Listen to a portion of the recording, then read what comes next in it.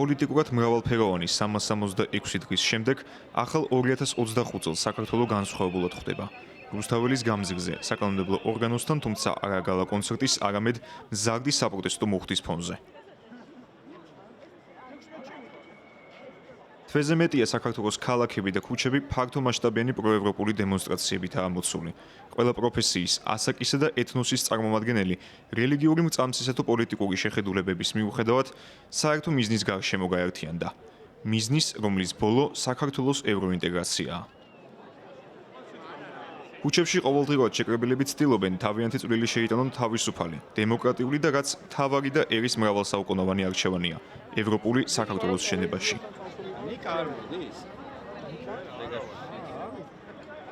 პროტესტმა და ქვეყნის ევროპულ ოჯახში დაბრუნების სურვილმა ამ მიზნის გარშემო ქართული და მსოფლიო სცენისთვის კარგად ნაცნობი მუსიკოსებიც გააერთიანა. ბავშვიც ხვდება, რომ ეს ძალიან მნიშვნელოვანია ჩვენი ქვეყნისთვის და მე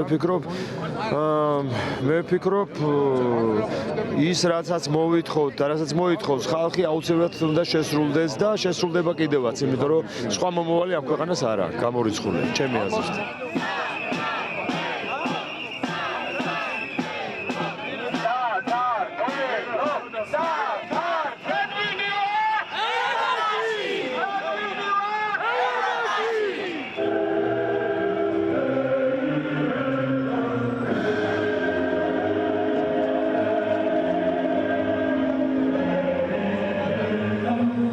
ეს არის ჩვენი განვითარება, ჩვენი ეკონომიკური წინსვლა, განათლება, კულტურა, ჩვენი მემკვიდრეობის შენარჩუნების საკითხები, რაც ძალიან სერიოზული პრობლემა იქნება და რა თქმა უნდა სიღარიბე, ხო? სიღარიბე, რომელიც არც ერთ შემთხვევაში რუსეთი არ იზავს იმას, რომ ამ ქვეყანაში ბედნიერი ადამიანები ცხოვრობდნენ და მდიდარი. ამიტომ ისინი ყოველთვის ცდილობენ, რომ ჩვენ მაქსიმალურად ვიყოთ უმძიმეს მდგომარეობაში. იმიტომ რომ ასეთია მათი მიდგომა იმ სიტუაციებისა, როდესაც ისინი ახდენენ ოკუპაციას სხვადასხვა ტერიტორიების, ხო? მათ რა ის ოკუპაციაც არ გაუკეთებიათ, ყველგან არის დღეს უმძიმესი მდგომარეობა, ასე რომ ჩვენ ბუნებრივია სხვა არაფერს არ უნდა ველოდოთ. ჩვენ გვჭირდება მხარდამჭერები, ჩვენ გვჭირდება მოკავშირეები, როგორც არის დასავლეთი, აქედან გამომდინარე, მე ვფიქრობ, რომ დასავლეთთან ინტეგრაციის გარეშე, დასავლეთთან პარტნიორობის გარეშე ჩვენ უბრალოდ დავკარგავთ ჩვენ სუვერენიტეტს.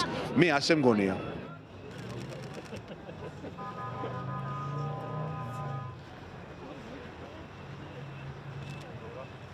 რომ აქ რამდენი ადამიანია, რომელსაც სიცოცხლე გაწირა თავის ქვეყნისთვის. მოდი მოიხაროთ მუხლი მათ წინაშე ერთი წუთი და წავიდეთ მე. სიჩუმეს. დიდება გმირებს. დიდება გმირებს. დიდება გმირებს. დიდება გმირებს.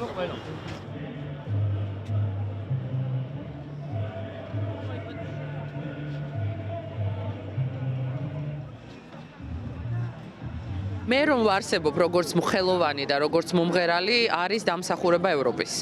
არის დამსახურება იმის, რომ თავის დროზე ძალიან ბევრი ბრძოლა, შრომა და წვალება მომიწია მე და ჩემს ოჯახს, რომ წავსულიყავი და მიმეყო განათლება ევროპაში და გამختارიყავი მომღერალი. გამختارიყავი ის ადამიანი, ვისაც დღეს ყველა ვიცნობთ, ხომ?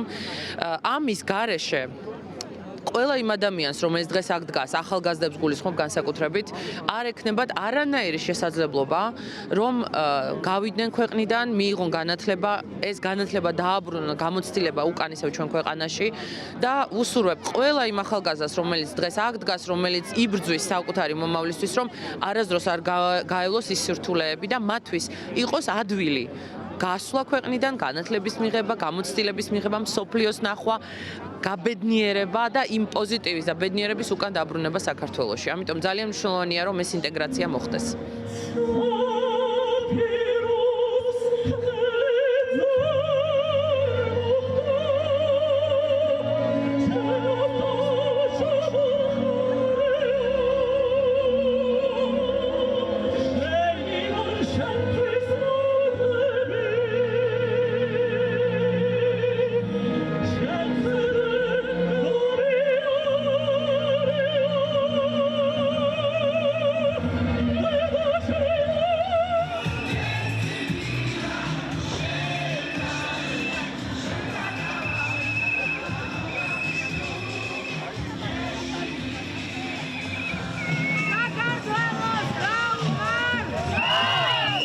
საკითხი რატომაც დგას ეგ არის რომ უნდა ევროპა ის თვითონ ეს მოქმედებაც რაც ხდება ეს ფორმა ანუ გაფიცვის ფორმა არ არის ძალიან დიდი ტრადიცია ამისი ხო ჩვენ ქვეყანაში ეს ეხლა ვითარდება ეს არის სუფთა ევროპული ანუ თვითონ ყალიბდება ჩვენ თვალწინ ისედაც კი ევროპული საზოგადოება ვართ მაგრამ აი ეს დღევანდელი ყოველი დღე კიდე უფრო ამტკიცებს აი ამ ყველაფერს და ამიტომ მგონია როგორც ხო ნუ გარდაუვალია ის რომ აი ამ ბრძოლამ უნდა გაიმარჯვოს თან ეს გამარჯვება გამოიხატება მხოლოდ იმაში რომ გვინდა კარგი ჩვენი სამშობლოსთვის არავისთვის ცუდი არ გვინდა ეგ არის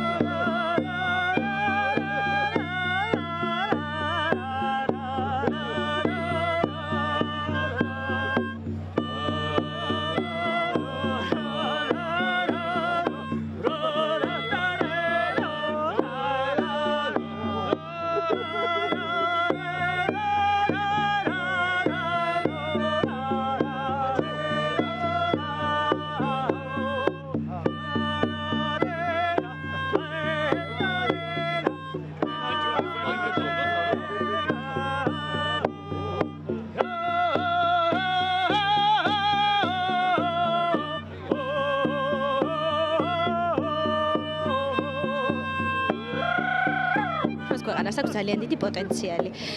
ყველა მხრივ ნიჭიერები ვართ და აუცილებლად უნდა ვიყოთ ევროპაში.